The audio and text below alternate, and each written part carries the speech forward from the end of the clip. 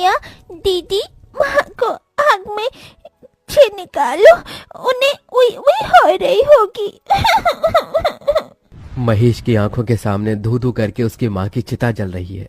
अपनी माँ की जलती चिता को देखकर महेश का मन चीख चीख कर रोने को कर रहा है, मगर अपने तीनों बहनों की सूरत देखकर वो शांत खड़ा है। तभी रामू दुख जताते हुए कहता है, अरे बाप तो पहले ही दारू पीकर स्वर्ग सिधार गया, आज माँ भी मर गई। जाने बेचारा गरीब बच्चा अब अपनी 3 बहनों का बोझ कैसे उठाएगा। मुझे तो इसकी हालत देखकर बड़ा दुख लग रहा है, पता नहीं क्या खिलाएगा इन्हें। अरे भीख मांगने के सिवा छोड़कर और क्या करेगा, अब इतने छोटे बच्चे को कोई काम भी नहीं देगा।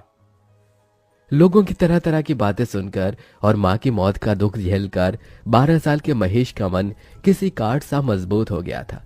उसने अपनी आंखों से बहते आंसू पोंछे और कहा, ना मैं भीख मांगूंगा, ना मैं अपनी बहनों की भीख मांगने दूंगा। मैं मेहनत करके कमाऊंगा। आप लोगों मेरे दुख में आए, बड़ी मेहरबानी। अब चले जाइए। महेश समझ गया था कि इस दुनिया में हर किसी को अपनी मदद खुद ही करनी पड़ती है। महेश 6 महीने की नंदिनी को गोद में लिए अपनी बाकी 2 छोटी बहनों योगिता और प्राची के साथ अपनी टूटी फूटी झोपड़ी में आ गया। तभी 5 साल की प्राची ने भूख जताई। भैया भूत लेती है, खाना चाहिए, माँ तो मर गई, अब हमको खाना बनाकर कौन खिलाएगा? अपनी गरीब बहन की बात सुनकर महेश की आंखों में आंसू की बदरा बरस गई। अरे छुटकी, तेरा भैया है, मैं बनाऊंगा खाना। फिर जैसे वो राशन के डिब्बे में देखता है तो बस थोड़े से चावल रखे होते हैं। महेश चूल्हे का धुआं सहकर गीले चावल बनाने लगा और दोनों बहनें योगिता और प्राची नंदिनी को गोद में लिए टकटकी लगाई चूल्हे की ओर देखती रहीं। तभी महेश का हाथ जल गया। माँ! क्या हुआ भैया, आप ठीक तो हो? योगिता को अपने गरीब भाई से बहुत लगाव था। हाँ बहन, मैं ठीक हूँ। थोड़े से चावल में उसने बहनों को खिलाया और खुद भूखे सो गया, मगर मारी चिंता कि उस गरीब भाई को नींद भी कहाँ आई। आज थोड़े चावल थे तो दिन कट गया, मगर मुझे काम ढूंढना होगा। अगले दिन महेश काम ढूंढने निकल गया और लखन से कहा, चाचा आप जिस फैक्ट्री में काम करते हो वहां मुझे भी कोई काम दिला दो। अरे ना बाबा ना, तुझे काम दिलाकर मुझे जेल में चक्की नहीं पीसनी, जा भाग यहाँ से। महेश निराश होकर दिन भर तपती धूप में भटकता रहा। उसके पैरों में एक चप्पल भी नहीं थी, शरीर पर एक मैला कुचैला जगह जगह से फटा हुआ एक शर्ट। तभी वो लच्छू दास के ढाबे पर आया। मोटा ताजा शरीर और निकला हुआ पेट लिए वो कुर्सी पर पसरा था।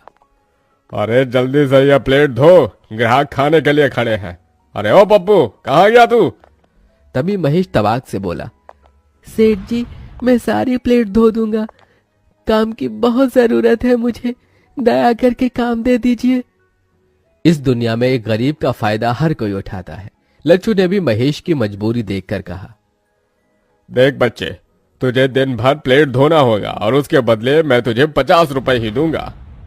अरे आप जो देंगे मुझे मंजूर है।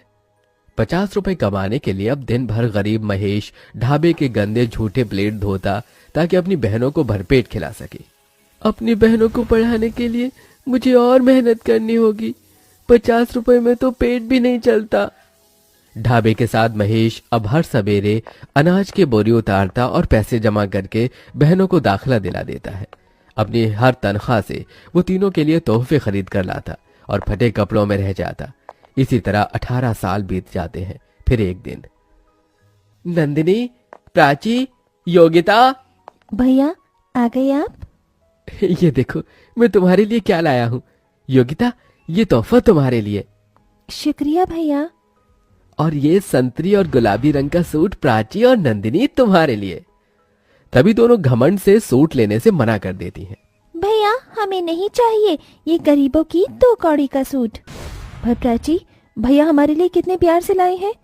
योगिता दीदी, अगर तुम्हें इतना ही पसंद है तो तुम रख लो ये घटिया सूट। और भैया, अब आपकी बहनें बच्ची नहीं रही, बड़ी हो गई हैं, हमें कुछ ढंग का ला कर दिया कीजिए। ये ठेली फेरी वाले कपड़े हम नहीं पहनेंगी।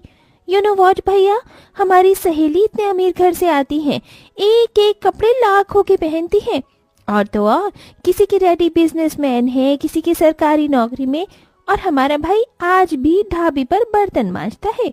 हमें खुद में सोचकर इतनी शर्म आती है। अरे क्या जिंदगी भर औरों की गुलामी करते रहोगे?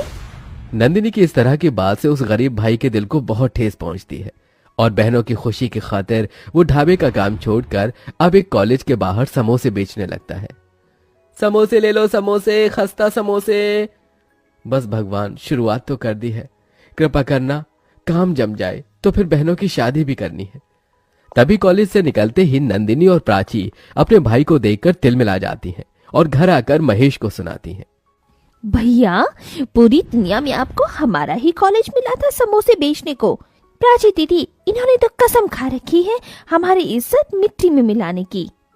ये सुनकर महेश रो पड़ा। प्राची, नंदिनी, अपने गरीब भाई को माफ कर दो, मुझसे भूल हो गई। महेश की तीनों बहनों के स्वभाव में बड़ा अंतर था। योगिता महेश के दुख दर्द को समझती थी, जबकि नंदिनी और प्राची घमंडी बर्ताव रखती थी। कुछ दिन बाद महेश ने योगिता की शादी एक गृहस्थ परिवार में कर दी। देख माँ, आज जिस गरीब भाई ने एक बहन का घर बसा दिया, योगिता भी खुश थी। वहीं प्राची और नंदिनी ने कहा, भैया, आपको हमारे लिए रिश्ता देखने की कोई जरूरत नहीं, क्योंकि हमने अपना जीवन साथी चुन लिया है। पर लड़का कौन है, क्या करता है?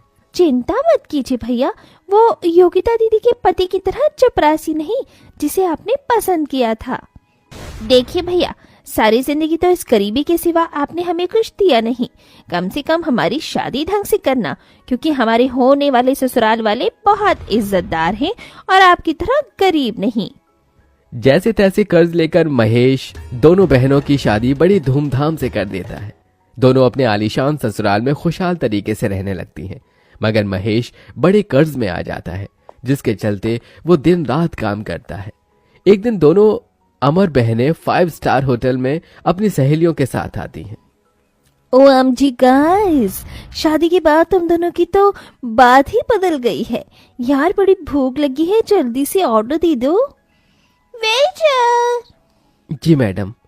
फिर जैसे ही दोनों अमीर बहनें गरीब भाई को वेटर के भेष में देखती हैं, तभी नीता कहती है, हे नंदिनी, इस वेटर की शक्ल तो तुम्हारे भाई से मिलती है।